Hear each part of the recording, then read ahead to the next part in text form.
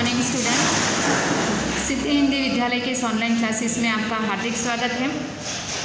अब बच्चों यहाँ पे हमारा ये जो लेसन है आगे वाला नए पाठ की हम शुरुआत करेंगे जो जवाहरलाल नेहरू ने लिखा है, भारत माता।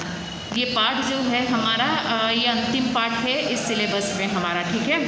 तो यहाँ पे पाठ को पढ़ने से पहले हम साहित्यकार का परिचय प्राप्त करेंगे जो जवाहरलाल नेहरू हैं।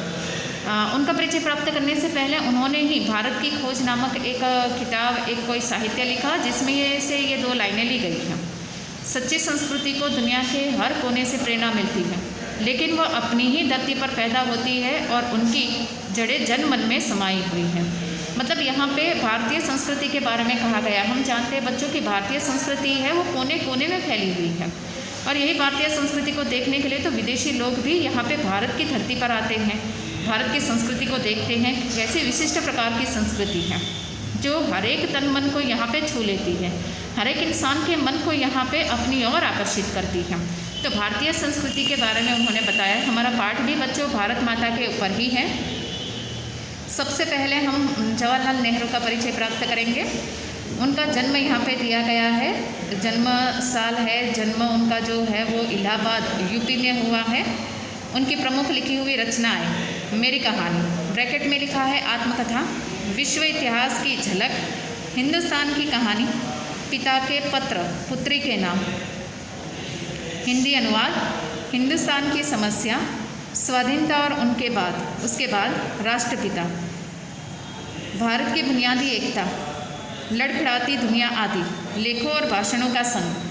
मतलब यहाँ पे बच्चों इतना हम तो यही जानते थे कि जवाहरलाल नेहरू जो है ये जवाहरलाल नेहरू यहाँ पे स्पष्ट रूप से देखें तो मतलब एक राजनीतिक क्षेत्र में आते हैं, एक नेता के रूप में आते हैं हमारे सामने। लेकिन नेता भी इतनी सारी रचनाएं लिख सकते हैं, जैसे बाबा साहब आम्बेडकर ने संविधान बनाया, लेकिन फिर भी उन्होंने बहुत अच्छे अच्छे भाषण और बहुत अच्छी अच्छी उनकी रचनाएं लिखी है, बहुत सारी ऐसी जिसमें इंसान को इंसान के धर्म, जाति, समाज ये नहीं देखना चाहिए। इंसान है तो इंसान की तरह हमें रहना चाहिए एक दूसरे के साथ। ऐसे बहुत सारे नेताओं ने जो साहित्य लिखे है उसके बारे में है।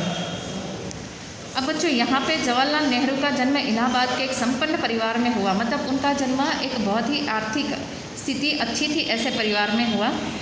उनके पिता वहाँ के बड़े वकील थे। नेहरू की प्रारंभिक शिक्षा घर तथा उनका उच्च शिक्षा इंग्लैंड में हैरो और कैम्ब्रिज में हुई। वहीं से वकालत की पढ़ाई भी की, लेकिन नेहरू पर गांधी जी का प्रभाव पड़ा। उनकी पुकार पर वे पढ़ाई छोड़कर आज़ादी की लड़ाई में जुट गए। आगे चलकर सन 1929 में वे भारतीय राष्ट्र कांग्रेस के लाहौर अधिवेशन के अध्यक्ष बने और पूर्ण स्वतंत्रता की मांग की। नेहरू का झुकाव समाजवाद की ओर भी रहा। सन 1947 में जब भारत स्वतंत्र हुआ तो नेहरू जी पहले प्रधानमंत्री बने। ये याद रखिएगा बच्चों, भारत जब आज़ाद हुआ तब सबसे पहले प्रधानमंत्री यहाँ पे नेहरू जी थे और भारत के निर्माण के अंत तक जुटे रहे। उन्होंने देश के विकास के लिए कई योजनाएं बनाई जिनमें आर्थिक और औद्योगिक प्रगति तथा वैज्ञानिक अनुसंधान से लेकर साहित्य, कला, संस्कृति आदि के क्षेत्र शामिल हैं। नेहरू जी के बच्चे के लिए चाचा नेहरू के रूप में भी जाने जाते हैं। तो बच्चों यहाँ पे ये जो पढ़ा वो देख लेते हैं कि जवाहरलाल नेहरू जो है, जवाहरलाल नेहरू का जन्म यहाँ पे एक अच्छे परिवार में था। यहाँ पे उनका जन्म बहुत ही अच्छे ऊंचे घराने में हुआ था। उनके पिताजी वकील थे और उनका उस समय बहुत नाम था। उनकी पढ़ाई जो है बाहर विदेशों में हुई। कैम्ब्रिज यूनिवर्सिटी में उन्होंने पढ़ाई की, लेकिन उनके ऊपर गांधी जी का विशेष प्रभाव रहा, जिसके कारण वो अपनी शिक्षा को छोड़कर, पढ़ाई को छोड़कर भारत में आ गए और गांधी जी के आंदोलन में जुड़ गए। जिसका परिणाम ये हुआ कि 1929 में पंजाब के जो भारतीय राष्ट्रीय कांग्रेस अधिवेशन के वो सबसे पहले प्रमुख अध्यक्ष बने और उन्होंने भारत के लिए पूर्ण स्वतंत्रता की आवाज़ उठाई। जब भारत देश आज़ाद हुआ तो भारत देश के सबसे पहले प्रधानमंत्री बने जवाहरलाल नेहरू। इस तरह से उन्होंने नए नए ऐसे योजनाएं, नए नए नियम, ऐसी आर्थिक और औद्योगिक प्रगति के लिए उन्होंने बहुत सारे ऐसे कार्य किए। इतना ही नहीं, वो बच्चों के प्रति उनको ज़्यादा प्रेम था, इसके लिए उनको चाचा नेहरू के नाम से भी जाना जाता है। अब थोड़ा और आगे बढ़ते हैं। शांति, अहिंसा और मानवता के हिमायती नेहरू ने अंतर्राष्ट्रीय स्तर पर विश्व शांति और पंचशील के सिद्धांतों का प्रचार किया। मतलब वो भारत देश में शांति, एकता स्थापित करना चाहते थे। इसके लिए उन्होंने यहाँ पे शांति, अहिंसा और मानवता की हिमायती उन्होंने की कि इंसान के भीतर ये 3 गुण होना बहुत ज़रूरी होता है। बच्चों यहाँ पे पाठ का भावार्थ दिया गया है। प्रस्तुत पाठ हिंदुस्तान की कहानी का 5वां अध्याय है। मतलब ये हिंदुस्तान की कहानी पुस्तक है, उसमें से जो 5वां अध्याय है उसमें से लिया गया है। अंडरलाइन कीजिएगा बच्चों, हो सकता है परीक्षा में पूछा जाए। अंग्रेजी से भाषांतरित हरिभाव उपाध्याय ने किया है। इसमें पंडित नेहरू जी ने बताया है कि किस तरह देश के कोने कोने में आयोजित जलसों में जाकर वे आम लोगों को बताते थे कि अनेक हिस्सों में बटे होने के बाद भी हिंदुस्तान एक है।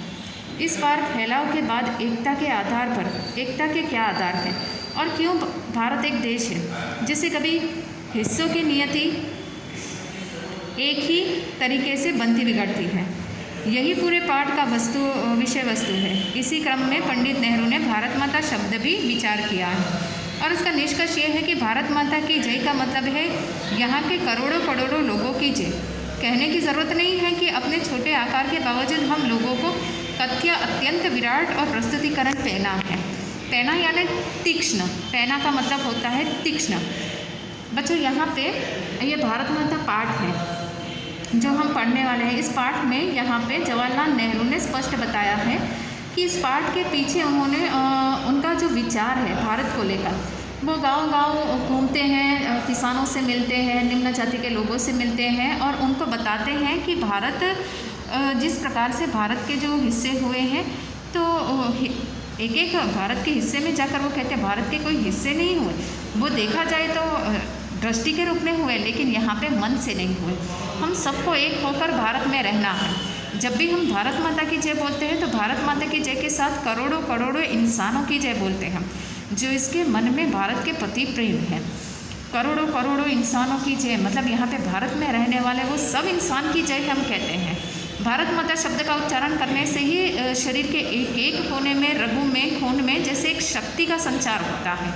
उन्होंने भारत माता की जय क्यों बोली जाती है, भारत माता की जय का मतलब क्या होता है, ये उन्होंने यहाँ पे इस पाठ में समझाया है। तो बच्चों नेक्स्ट वाले वीडियो में हम इस पाठ की शुरुआत करेंगे। तब तक के लिए यहाँ पे रुकते हैं। Thank you.